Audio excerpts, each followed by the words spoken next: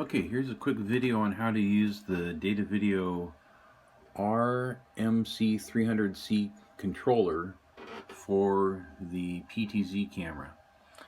So, the camera has this IP address, 192.168.1.125, and it's important to have the iPad on the same address through the Wi-Fi router that's up here. So that's what we set up today. So they're now all on the same page and all have 192.168.1 in their address. Then the other number, the last three digits, don't matter. That just identifies which other items are all on the same communication. So a couple things you can do when this comes up. If the name here is in black, that means it's communicating okay. If the name was in red, it would mean it's not communicating.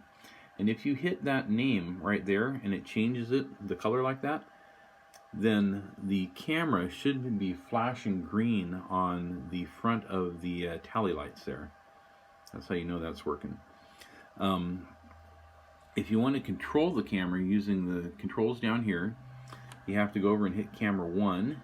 In case you have multiple cameras, you have to select which camera you're controlling. Then it gives you some information here about that camera right now. It's in one push white balance, which is just the same as variable color temperature. It's an autofocus and manual brightness, which is what we want. And then the shutter is already preset on it, and the red gain and blue gain, which are right there. So the PTZ control is right here.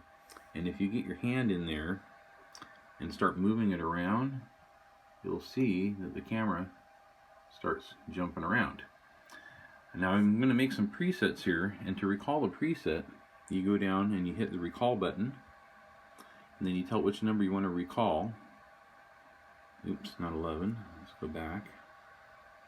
Recall 1 and hit enter, and then the camera will slew back around to that position. If the camera's color goes wacky, sometimes it tries to go too orange when you change settings with the recall down here. Set it in MWB, manual white balance, and then I'll show you how to go through the on-screen display to see that. So there's an OSD button right here.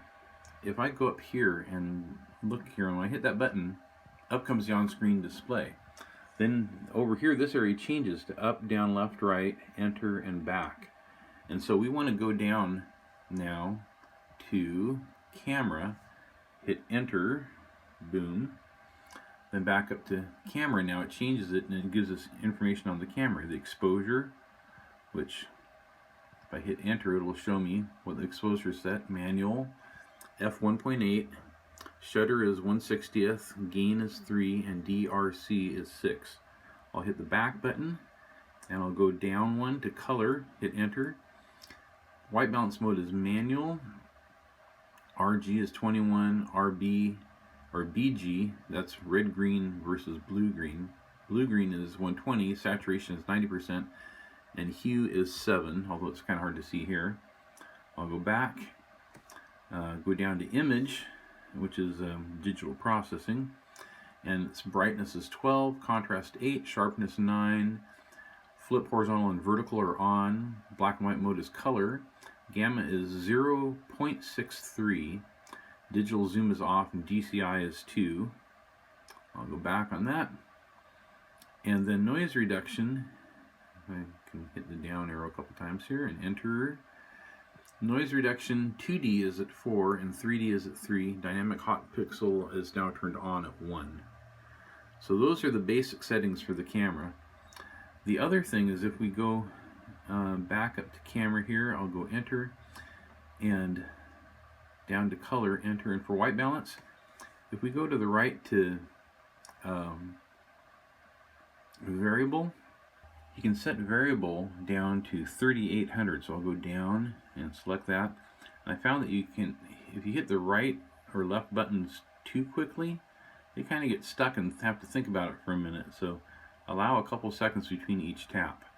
I'll just keep tapping here until we get around to 3600. There, I hit it twice and it slowed it way down. I have to wait for that green button to go away. There. Now I can tap right again.